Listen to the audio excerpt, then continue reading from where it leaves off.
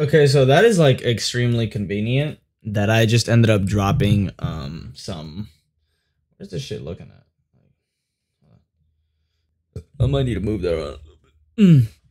I find it extremely convenient that just before I started this video, like 30 seconds ago, I kind of like dropped some water on my foot. My water bottle fell off my desk, and now I have a wet sock. So, I mean, I'm going to go through this hoping to not be so annoyed by it. I'm hoping that, you know, it's not going to bother the shit out of me. You know, nobody likes wet socks, but overall, I think I do kind of decent with it. You know, I'm not the worst when it comes to that. Will Scooter.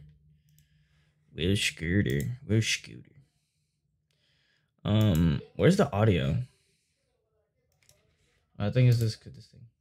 Let me look at the audio. You kidding me right now? Everybody. Okay, there we go. Now it's working. Okay, so this is Kurzexakt. I don't know how to really say this name. Kurzexakt, right? Welcome to another video on the channel.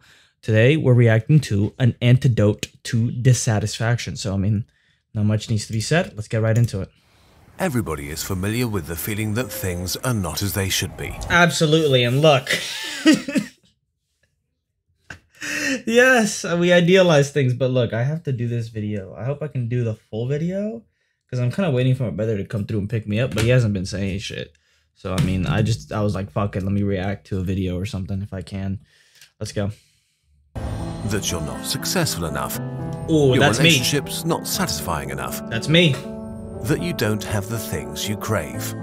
Sure. A chronic dissatisfaction that makes you look outwards with envy and inwards with disappointment.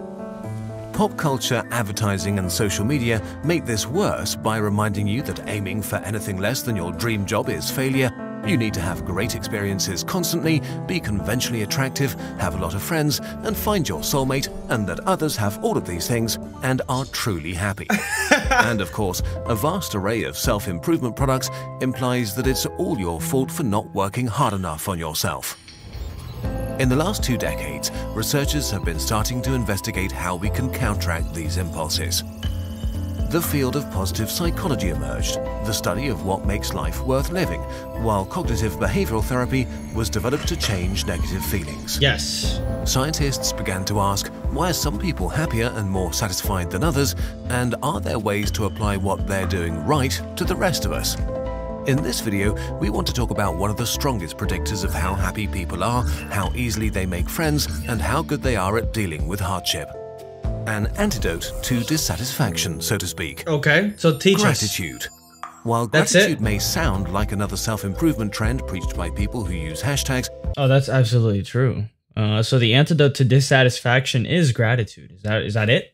That the whole video? Like, I could end the video right there and be like, okay, I don't even need to really watch the rest of it. Of course I'm going to watch the rest of it. But technically, couldn't I just be like, you know, he could have just said gratitude. Thank you and good night. Thanks for watching the video. That was the whole video. Subscribe to Kurzexakt, whatever, you know, probably have a sponsor at the end of the video. Wix, I think, usually. But gratitude. Let's see what he has to say about gratitude. Gratitude is very good. It is very good. Everybody should always have. I always tell people, have gratitude. Develop gratitude for the present moment while, you know, working. I think you should be able to be joyful. There's things that make you happy, right? Happiness is a cause and effect. You don't always get to have happiness, but you can have constant joy. You can have constant gratitude. You can't have constant happiness because happiness is a cause and effect. So of course you're going to want things, and, you know, you should work in the present with gratitude and joy, you know, because joy is a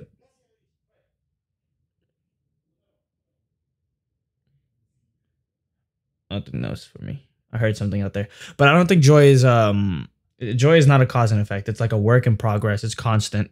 You can have constant joy if you really like cultivate it. You really cultivate it, you can have that, but it's not going to be like the happiness that you want, wherein, you know, if I get this thing or this thing doesn't happen, I'll be happy, right? It's just like, no, that's a very situational thing. It's dependent. Honestly, I hate when people are here. I just kind of want to do this video without distractions. I keep hearing shit. But that's why it's important to be grateful while still working to do your future self a favor. You can say, look, I love the present. I'm not going to be a slave to the present, the past, or the future. I'm going to be grateful for my present self whilst doing myself a favor for the future and forgiving the past. That's really the way that it goes. That's really the way it should be, in my opinion. That's the best way to do that. You know, and just like be joyful, but still be able to say like, hey, look, present self, I know you want to eat that pizza. I know you want to eat that cake. And I bet you would, like Will Smith said, and I bet you would feel really good, but I can't let you do that, man. That's a part of loving yourself. Yeah, I can't let you do that, man. You got to say, I can't let myself eat that cake right now. Because why? Because I'm trying to be healthy and I'm trying to work towards my goals and look like Chris Bumstead, right? And like, I can't let you do that, man, because, well, you know, you're going to feel like shit afterwards. And I can't let you do that because I love you so much. I can't let you do that. And that's what it's really about. What we currently know about it is based on a body of scientific work and studies. We'll include them in the description. Gratitude can mean very different things to different people in different contexts. It's a character trait, a feeling, a virtue, and a behavior. You can feel grateful towards someone who did something for you, for random events like the weather, or even for nature or fate. And it's wired into our biology. How so? How gratitude connects us to each other. The predecessor of gratitude is probably reciprocity. It likely evolved as a biological signal that motivates animals to exchange things for their mutual benefit.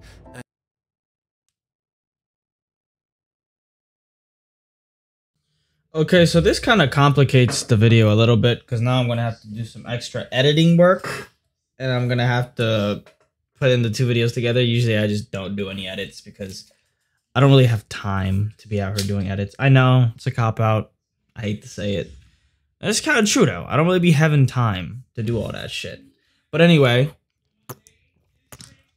let's continue with an antidote to dissatisfaction. What he is talking about right now is it is likely, it here is referring to gratitude. It likely evolved as a biological signal. A biological signal that motivates animals to exchange things for their mutual benefit and can be found in the animal kingdom among certain fish, birds, or actually he's talking about reciprocity, not gratitude, but he's saying like maybe like one of the roots of gratitude is reciprocity. So I think he's talking more about reciprocity right here.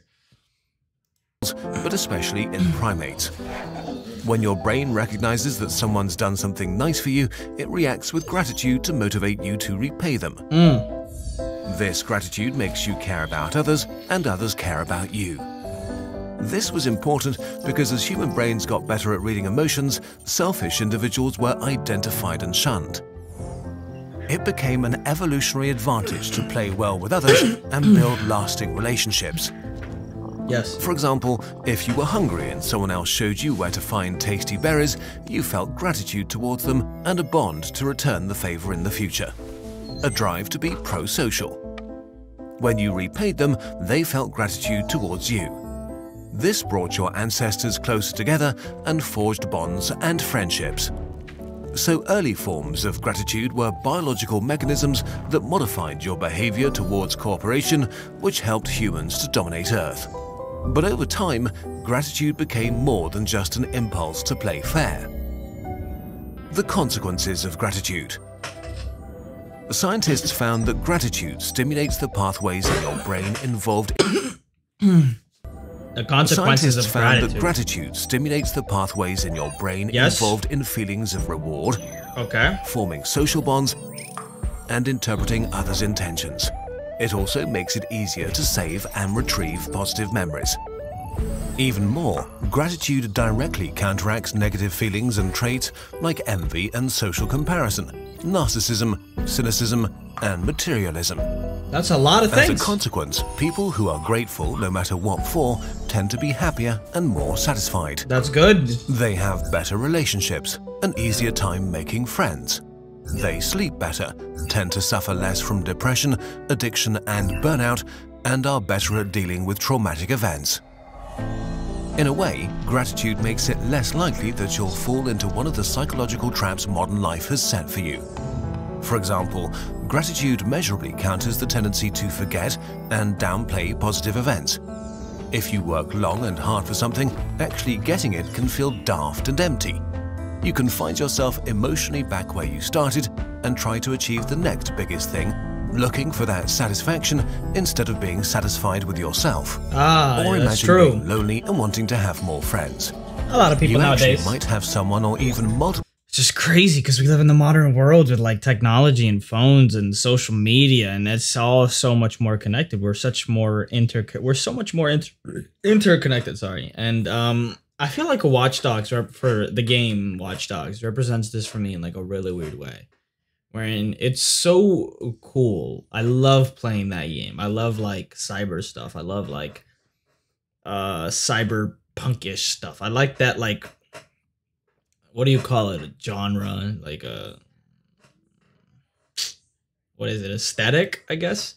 But while you play the game, it's very interesting to like to go about just like walking through a city, right? We built this huge ass fucking city. Everything's all connected. Look at this. We built electrical vehicles that can drive themselves through automation, right? It's an automobile that's automated to auto drive. Like it's all like it's a system, it's driving it, it has sensors, it has cameras, it does everything. And it's like you're a hacker, you have this phone and you're connected to the CTOS, which is like this mainframe that the whole entire city is connected to. Like you basically are a hacker, you have access to the whole internet, and you can go around and you literally just pull out your phone and press L1. Usually you'd press L1. Mama, cierra la puerta ahorita, por favor. Espérame. So like you go and you I hate when that happens. You go and you press L1.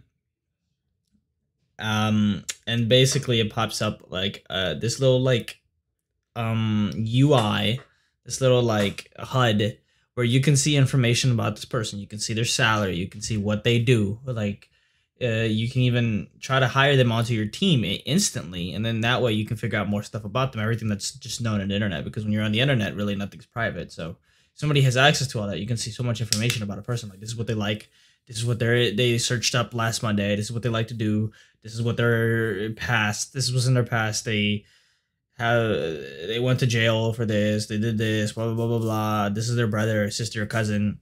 And it's like playing that game makes you feel some type of weird way because you realize that it's really gonna be like that though. And maybe you might not be the hacker that has access to the entire city mainframe where you can just find out everything there is to know about a person at the press of a button. But it's like if somebody were to be that hacker, you very much could. It's not like it's just not real. And it's like, fool, that's crazy to me. Like look how connected we all are.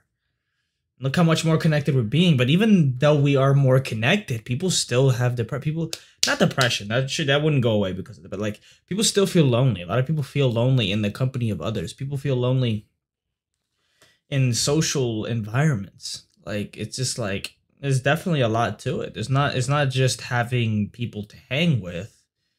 I think the quality of the people as well, the quality of the hanging out and the quality of the people themselves. Because the hanging out over text messages isn't really going to make you feel less. I mean, it's cool to get a text because, I mean, you'll take something more than nothing. You'll take something over nothing. It's something. That's why I like to receive text, especially from people that I'd really like to get a text from, right? Like, say, I really like a girl. I'd really like to get a text from her. Would I want it to be a fake? Cool, sure, we could do FaceTime. That's even more, there's more of an aspect of being with a FaceTime call. Or would I like it to be in person? Absolutely, that would be my top priority. But a lot of times you just can't meet with a person in person, right? And this is what we created this for. So we could maintain a sense of, social. You could connect with people that we can't really necessarily be face to face with, like in reality, right? Of course, reality. I don't know. I'm not gonna get into that. I was gonna get into a whole different thing. Let me just play the video, man. But yeah, it's crazy how people can feel lonely still. People who want to hang out, but you might feel that this is not enough, that you're a loser and feel bad about yourself. So you might turn down their attempts to hang out and become more lonely. If you feel grateful for your relationships instead, you might accept invitations or even take the initiative. The more often you risk opening up, the higher the chance of solidifying relationships and meeting new people. In the best case, gratitude can trigger a feedback loop. Positive feelings lead to more pro-social behavior, which leads to more positive social experiences that cause more positive feelings. This is a common experience after serious hardship, like chemotherapy, for example. Life can feel amazing after a crisis is over. The smallest things can be bottomless sources of joy, from being able to taste to just sitting in the sun or chatting with a friend. Objectively, your life is the same or maybe even slightly worse than before, but your brain compares your present experiences with the times when life was bad and reacts with gratitude. So, in a nutshell... And that comparison is important. That's perspective. That's all that perspective is, that comparison thing that you're doing. You're comparing this to this shitty situation. And if you can do that, you'll notice that your life is not that bad. But it's like, how can you do that in a continuous fashion? Like, how can I do that as consistent as possible is what I'm trying to say. Like what I'm trying to know. Because, I mean, it just seems like you always kind of want to go back for some reason to always comparing yourself to, okay, this person that has this that I don't. But you also, like, I kind of just want to go around realizing people have it really bad. And it's like, when you know that, of course, like, I'm not saying I'm happy that they have it bad and I don't. I'm just saying when you know that that is the harsh, horrible, like, you know, terrible reality that some people do experience.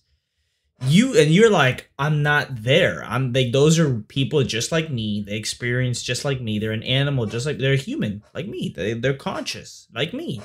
And they're going through those experiences, and you're just like, dude, I would not want to be in that situation. You're like, okay, this way I can develop gratitude for this, which, you know, is sure, it might be true that you may not have everything that you could have. That might be true. That might be very true. You might not have a lot of the things that you could be capable of having. Absolutely. I mean, people have a lot of potential. We are potential beings that have the potential to have a lot of things and do a lot of things. But just because you're not, like, you're never going to get everything. You're never going to get everything, so. Gratitude refocuses your attention towards the good things you have. And the consequences of this shift are better feelings and more positive experiences. While it is great to know these things, is there actually a way for you to feel more of it? How to make your brain more grateful. Okay, here we go. This will be important. This will be good. The ability to experience more or less gratitude is not equally distributed. You have what's known as trait gratitude that determines how much you are able to feel it. It depends on your genetics, personality, and culture. This discovery made scientists wonder if they could design exercises that change your trait gratitude and lead to more happiness. Let's start with important caveats. It's not yet entirely clear to what degree gratitude can be trained or how long the effects last. There are no magic pills for happiness. Life is complicated. On some days it feels like you're in control of yourself, and on others you feel like you're not. And this is okay.